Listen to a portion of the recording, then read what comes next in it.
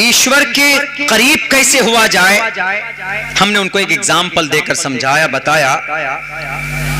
Flight disturb हो जाते, phone आ जाता है ना, तो उन्होंने कहा कि कैसे करीब हो। हमने कहा कि बहुत आसान है, बहुत सिंपल है। वो ये है कि रत्नाकर एक बहुत बड़े रहजन थे, बहुत बड़े डाकू के नाम से मशहूर थे पहले। लेकिन एक वाकया, एक घटना आया, एक ऋषि मुनि को किडनैप किया, एक लंबा चौड़ा वाकया है। अलबत्ता उनकी कोई बात उनके दिल पे लग गई।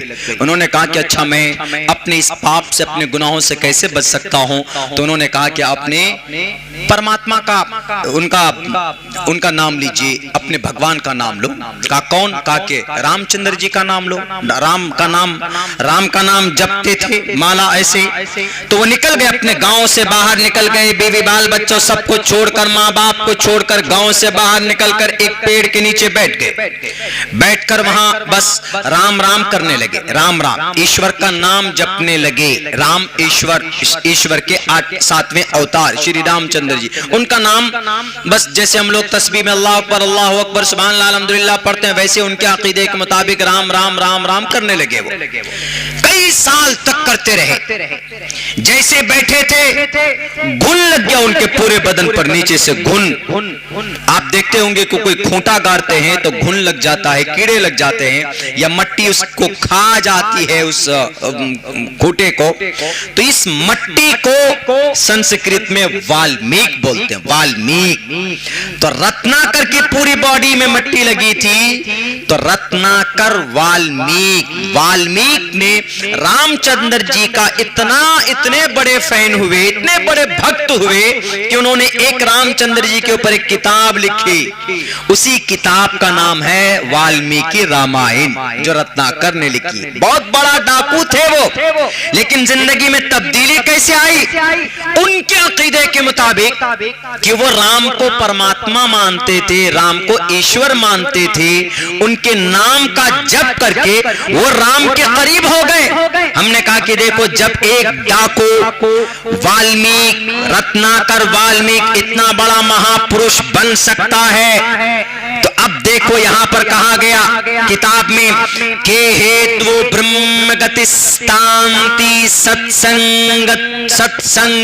सत्संगतिर्दान विचारतोषः के हेतु ब्रह्म।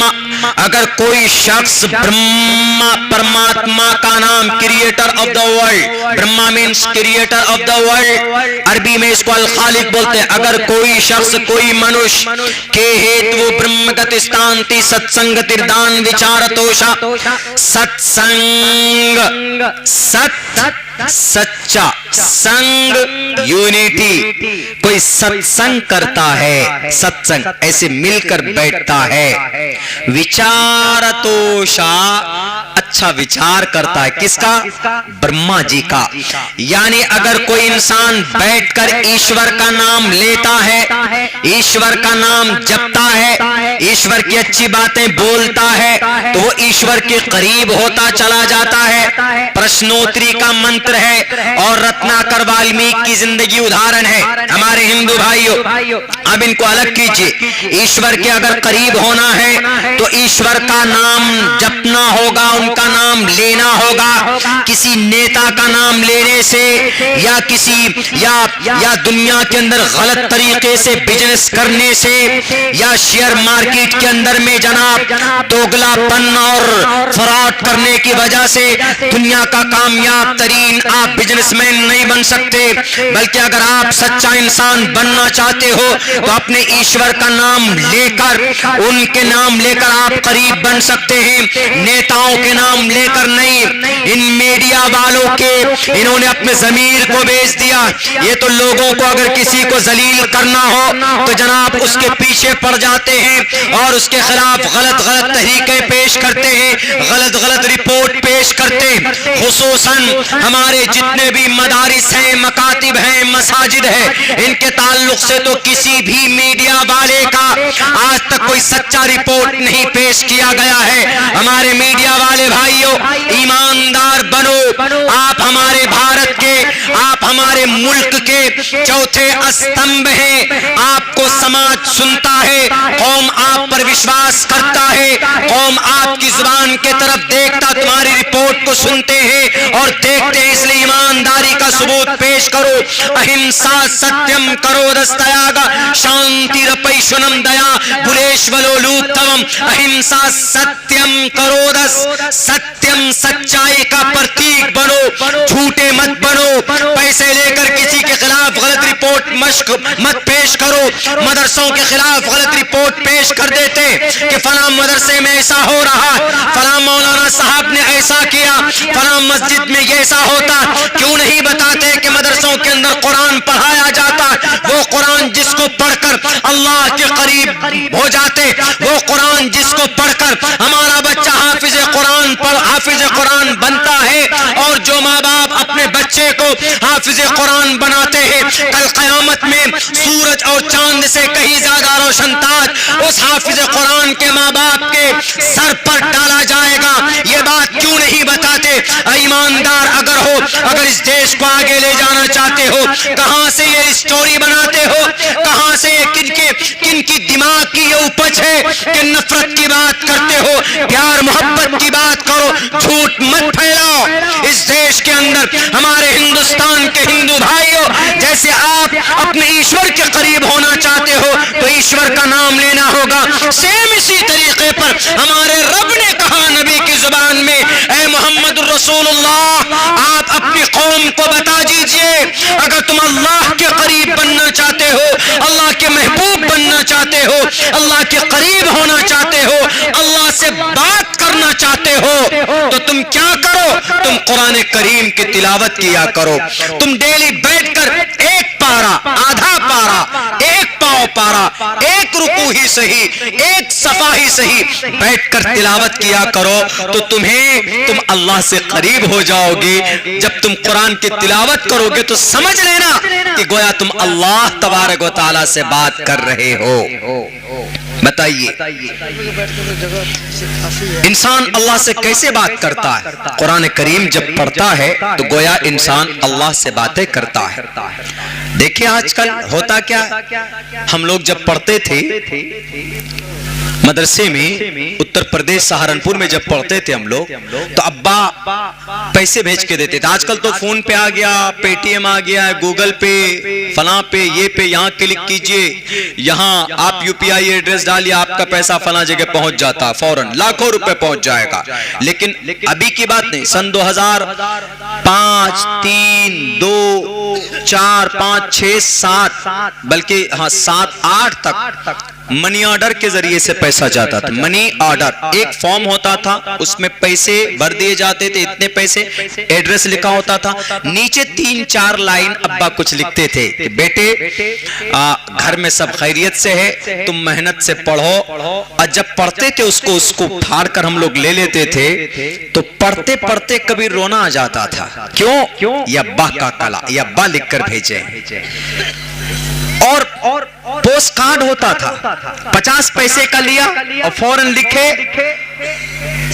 दिल्ली से हमारे जितने साथी दिल्ली में काम करते थे, कोई हिंदी में लिखकर भेजता है तो घर जैसे खत पहुंचता था तो माँ बाप सब बहन भाई बैठकर तब पढ़ते थे उसको, रोते भी थे कभी कभी।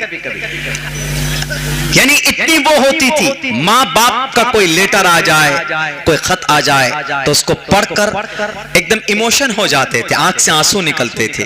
लेकिन मेरे भाइयों, आज यकीनन हमने भुला दिया है, यह अल्लाह का कुरान है। अल्लाह खुद कहता है कि जब तुम पढ़ते हो मुझसे बात करते हो, तो मुझसे।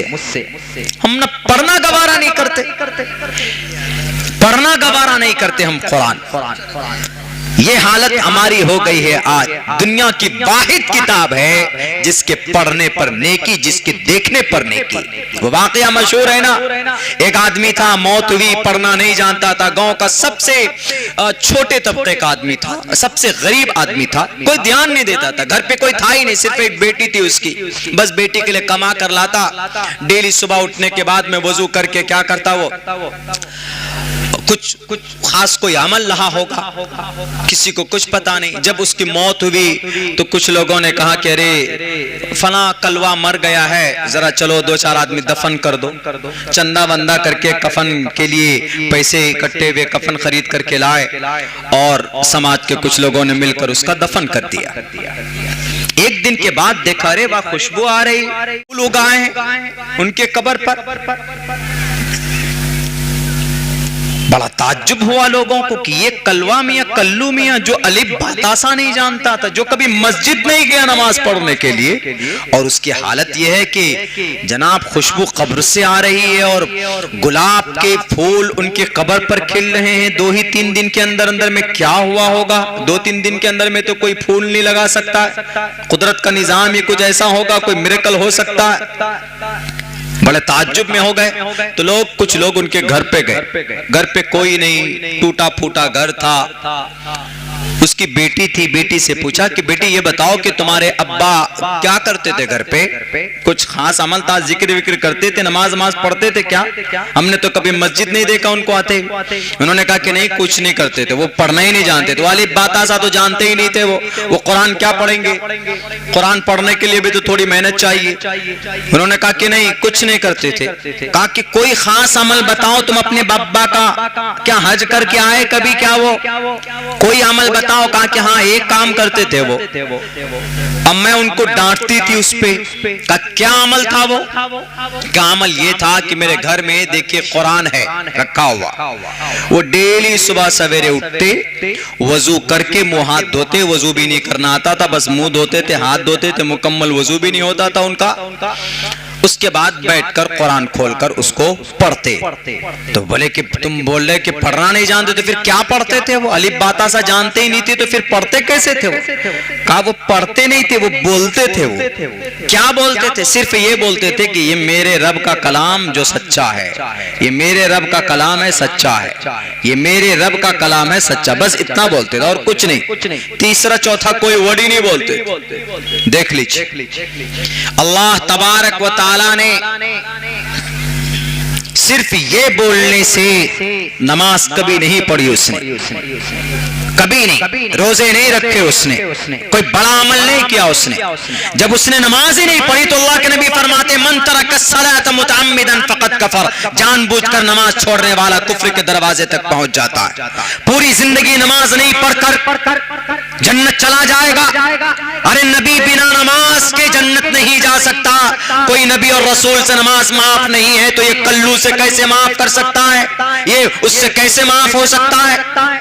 लेकिन वही अल्लाह तबारक व ताला को कोई अदा अगर पसंद आ जाए, अल्लाह को कोई चीज अच्छी लग जाए तो कहते हैं ना कि तवाइफ ही क्यों ना हो, रब्बे जुल जलाल उसको भी माफ कर देता है। जाओ, I forgive you your all sins of your life, ला तसरीब अलैकुमुल यौम, इज़हबू व अंतुम तुलका।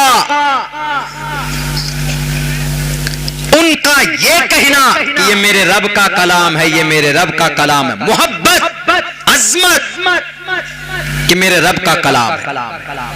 उनकी इस अमल को अल्लाह ने इतना पसंद किया, इतना पसंद किया कि अल्लाह तबारक व ताला ने उनकी बख्शिश करती, उनकी मगफिरत करती और दुनिया वालों को एग्जाम्पल बना दिया।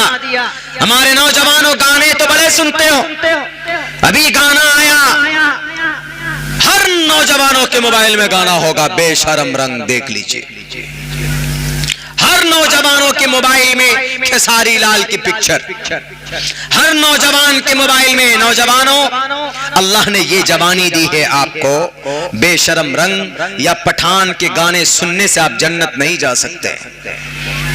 जिंदगी आपकी बीत रही है, जनवरी अभी आए तो वहां फौरन happy new year, happy new year, खुशियां मनाने लगे। नया साल आया, नया साल नहीं आया, तुम 1 साल और पुराने हो गए हो। सुन लो,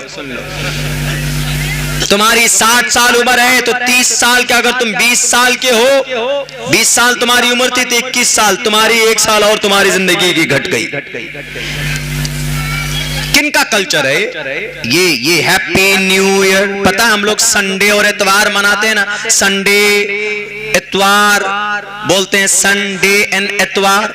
मंडे यानी सोमवार, संडे, सन मीन्स सूरज, डे मीन्स दिन, सूरज का दिन नहीं, मुरक्कब इजाफी है, यहाँ का को खत्म कर दिया है। सूरज को, सूरज की पूजा का दिन संडे। आप नहीं मानेंगे तो आइए आपको इसको क्या बोलते हैं, इतवार। हम लोग बोलते हैं हिंदी में इतवार। आयत है असल में, आयत, आयत मीन्स सूर्य, वार, वार, वार मीन्स पूजना, सूरज को, सूरज को पूजने का दिन जो मतलब संडे में है वही मतलब इतवार का भी है। पता है इस दिन को इसीलिए यूरोपी ने इस दिन को रोमन ने, रूमी ने खास किया छुट्टी के लिए। सूरज को पूजने का दिन है, सोमवार का सेम वही मतलब है जो मंडे। मंडे मतलब चांद को पूजने का दिन, मंडे मून से है, मून डे है असल में, मून मीन्स चांद, मंडे मून डे, चांद को पूजने का दिन सोमवार। सोम मीन्स का मतलब ही चंद्रमा आता है यानी चांद, और डे सोम, आर मीन्स डे यानी चांद को